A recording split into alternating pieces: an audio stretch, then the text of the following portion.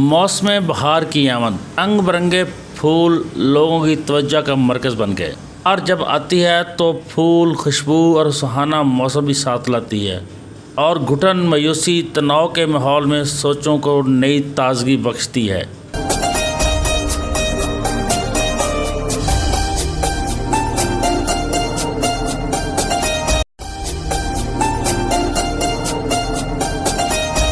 मौसम बहार की आमद ने पीर महल की खूबसूरती में मज़ीद इजाफ़ा कर दिया है।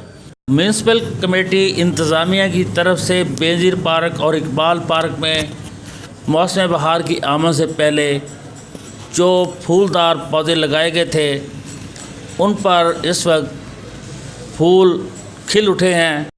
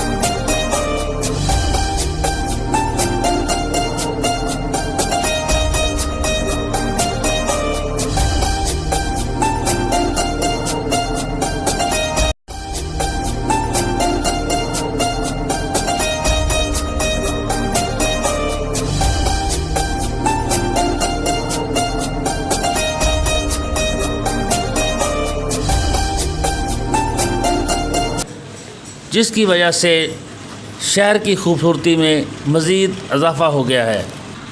शहरियों का कहना है अगर इन पौधों की अच्छी तरह निगहदाश्त की जाए तो ये फूल पूरे साल इसी तरह खिले रहेंगे और शहर की ज़ीनत बनेंगे।